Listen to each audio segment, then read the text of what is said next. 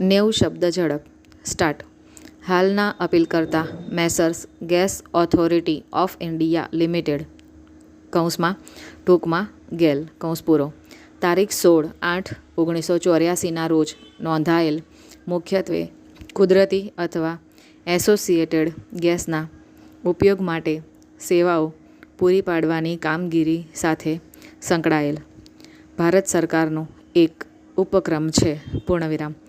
હાલના સામાવાળા number 1 Indian petrochemicals corporation limited કૌંસમાં ટૂંકમાં IPCL કૌંસ પૂરો જે અગાઉ જાહેર ક્ષેત્રનું ઉપક્રમ હતું તે પેટ્રોકેમિકલ્સનું ઉત્પાદન કરે છે. પૂર્ણવિરામ. તેણે સરકારની વિનિવેશ નીતિ અનુસાર તેના 26% શેરો રિલાયન્સ પેટ્રો ઇન્વેસ્ટ લિમિટેડને વેચેલ હોય જૂન 2002થી જાહેર ઉપક્રમ તરીકે તેનું અસ્તિત્વ સમાપ્ત થયેલ. પૂર્ણવિરામ. સામાવાળા નંબર 2 એ IPCLના શેરધારક છે અને સામાવાળા નંબર 3 એ ભારત સરકાર છે. પૂર્ણવિરામ. પેરેગ્રાફ.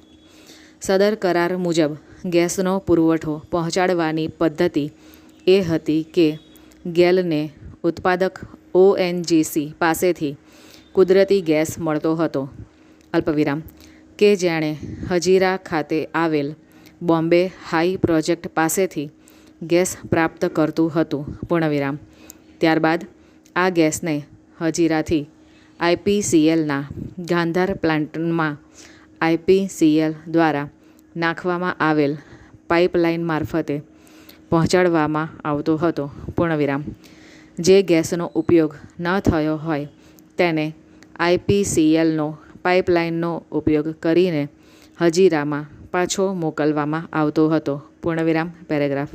અમે આ તબક્કે જ ગેસ વહન કરવાની રીતની મહત્વતા જોઈ. અલ્પવિરામ. તેને દર્શાવીએ છીએ કારણ કે અમારી સમક્ષનો વિવાદ આ જ ચોક્કસ પાસાની આસપાસ ફરે છે. પૂર્ણવિરામ. એક તરફ ફાળવણીની શરતો અનુસાર IPCLને પોતાની પાઇપલાઇન નાખવાની હતી કૌંસમાં અને જે નાખવામાં આવી હતી કૌંસ પૂરો અને તે પાઇપલાઇન જ ગેસ પહોંચાડવા માટે ઉપયોગમાં લેવાતી હતી. પૂર્ણવિરામ. બીજી તરફ કરાર મુજબ અવતરણ ચિહ્નમાં પરિવહન શુલ્કના નુકસાન અવતરણ ચિહ્ન પૂરા માટે ગેલ દ્વારા ચાર્જ લેવામાં આવે છે. પૂર્ણવિરામ. ભારતીય બંધારણના અનુચ્છેદ 226 હેઠળ IPCL દ્વારા દાખલ કરવામાં આવેલી રીટ કાર્યવાહીમાં કરારનું આ પાસું ન્યાયિક નિર્ણય કરવા ઉપસ્થિત વિષયવસ્તુ રહી છે. પૂર્ણવિરામ.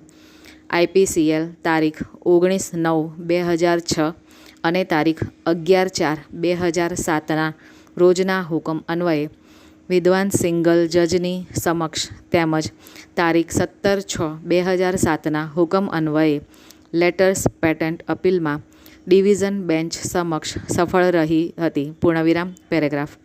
અમે નોંધીએ છીએ કે બંને પક્ષકારો કરાર પર તારીખ 9/11/2001ના રોજ હસ્તાક્ષર થયા હતા. અલ્પવિરામ.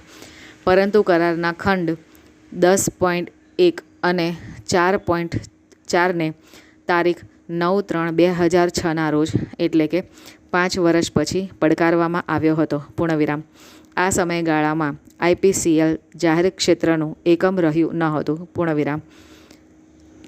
મે 2016માં પરિવહન શુલ્કના નુકસાન પેઠેની રકમને રોકવાનો ગેલનો નિર્ણય એ અન્ય અધ્યાય છે. પૂર્ણવિરામ.